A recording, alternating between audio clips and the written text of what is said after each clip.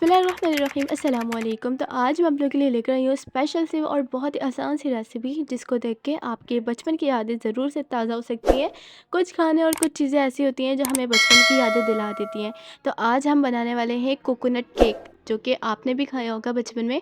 तो बहुत ही आसानी से हम घर में बना के तैयार करेंगे, वो भी विदाउट अवन। पतीले में बनाएंगे। और यहाँ पर आपसे छोटी सी रिक्वेस्ट है, बिल्कुल भी स्किप आपने वीडियो नहीं करनी है। अगर आप वीडियो को स्किप करेंगे तो रेसिपी ख़राब हो सकती है।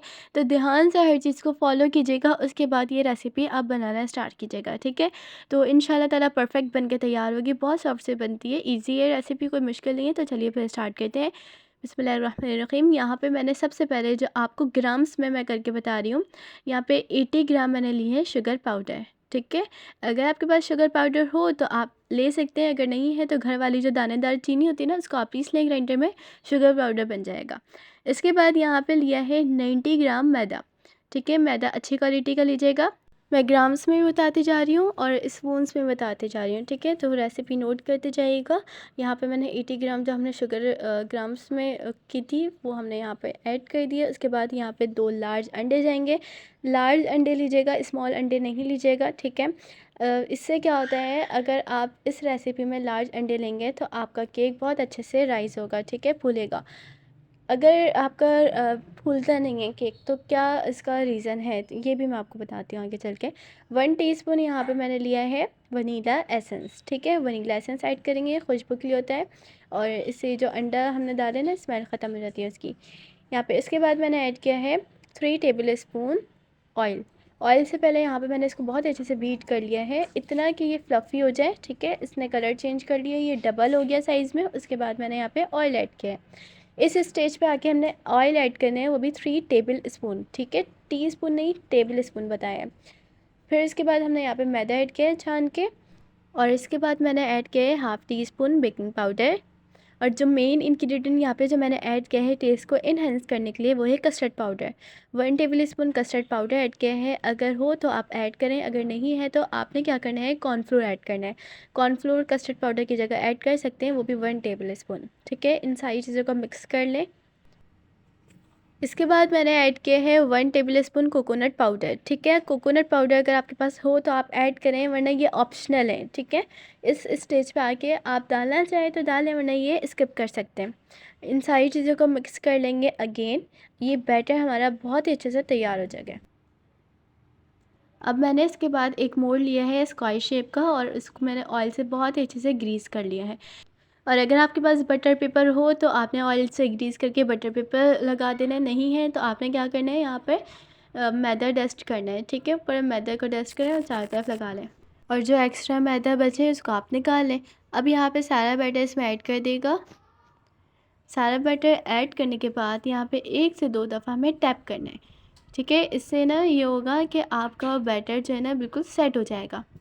और पतीले को हमने 15-20 मिनट के लिए प्री हीट होने के लिए पहले से रख देना है, मीडियम टू लो फ्लेम पे। उसके बाद हमने ये 30 से 35 मिनट के लिए इसको रख देना है लो फ्लेम पे, ठीक है।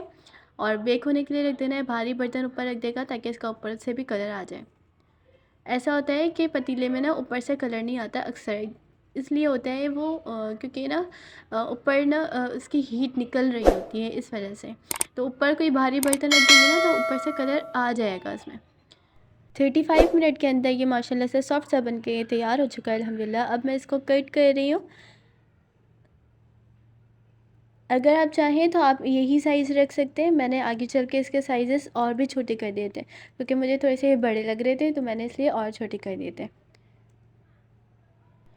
जब इसको हम कट कर लेंगे तो इसके बाद हमने एक सिरप तैयार करना है, जो कि बहुत स्पेशल सा सिरप है और बहुत ही यम्मी से बन के तैयार होता है, जिसके बगैर कोकोनट केक तो अधूरा है। और इसी तरह से ऑथेंटिक रेसिपीज़ देखने के लिए चैनल को लाजमी से सब्सक्राइब कर दीजिएगा। ये बिल्कुल फ्री है, इसमें कोई भी चार्जेस नहीं लगती। और साथ ही साथ वीडियो को लाइक भी कर दीजिएगा अगर वीडियो पसंद आए तो। यहाँ पे मैंने एक पैन ले लिया है, हाफ़ कप पानी ऐड कर दिया इसमें। पानी को बहुत अच्छे से बॉईल कर लेंगे। इसके बाद यहाँ पे हाफ़ कप शुगर जाएगी, यानी चीनी। और चीनी को बहुत अच्छे से हम मेल्ट कर लेंगे। जब यहाँ पे चीनी मेल्ट हो जाएगी तो इसमें हम एक स्पेशल सी चीज़ ऐड करेंगे, जो हर रेस्टोरेंट में ऐड की जाती है, और बहुत सारे लोग तो इसी तरह से भी इसको सिरप तैयार कर लेते हैं, वो चीज़ ऐड नहीं करते। तो यहाँ पर जब ये बहुत अच्छे से मेल्ट हो जाए तो फिर हमने इसमें ऐड करना है जेली पाउडर। जी बिल्कुल, इसमें जेली पाउडर ऐड किया जाता है हर रेस्टोरेंट में, जिसकी वजह से टेस्ट बहुत ही अच्छा सा इन्हेंस हो जाता है। यहाँ पे आप जेली पाउडर कोई सा भी ले सकते हैं, येलो लेना चाहें येलो ले सकते हैं, रेड लेना चाहें रेड ले सकते हैं। तो कोई से कलर के भी ले सकते हैं, वो कोई इशू नहीं आएगा, टेस्ट बहुत अच्छा आएगा। मैंने यहाँ पे रेड कलर लिया है, मतलब रेड जेली पाउडर लिया है, ठीक है। और ज़्यादातर येलो भी लिया जाता है, तो आप येलो लेना चाहें तो येलो भी ले सकते हैं। अच्छा, यहाँ पर आपने इतना बनाना है कि बस ये डिज़ोल्व हो जाए तो फिर हम इसको निकाल लेंगे। बहुत ज़्यादा नहीं बनाना है कि अगर ज़्यादा आप बना लेंगे ना तो फिर ये जमना शुरू हो जाएगी। इसको हमने पतला ही रखना है सिरप को।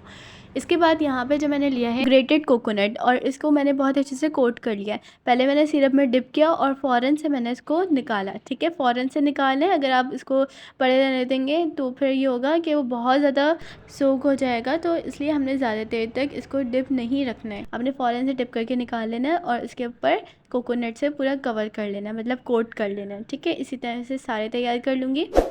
ये सारे तैयार कर लें तो फिर इसको हम टी के साथ भी हम सर्व कर सकते हैं। ये बहुत ही ज़बरदस्त से यमी से बनके तैयार हुए हैं। एक बार ज़रूर ट्राई कीजिएगा और अपना फ़ीडबैक ज़रूर दीजिएगा। इंशाल्लाह ताला ये रेसिपी आपको ज़रूर पसंद आएगी, और उम्मीद करती हूँ पसंद आई होगी ज़रूर रेसिपी। नहीं लाइक किया है तो लाइक कर दीजिएगा, ताकि मुझे भी खुशी हो। और बाकी इंशाल्लाह ताला फिर न्यू रेसिपी के साथ मिलूँगी इसी तरह से। और इंशाल्लाह ताला जो नेक्स्ट वीडियो होगी वो बेकिंग टूल के हवाले से होगी, जो कि आपको इजी हो जाएगा बेकिंग करने में, कि बेकिंग स्टार्ट करने के लिए हमें क्या क्या चीज़ों की ज़रूरत है। तो हर चीज़ मैं गाइड करूँगी इंशाल्लाह ताला। फिर तो चलती हूँ इंशाल्लाह ताला, फिर न्यू वीडियो के साथ मिलूँगी। दुआ में याद रखिएगा, अपना ख्याल रखिएगा। अल्लाह हाफ़िज़।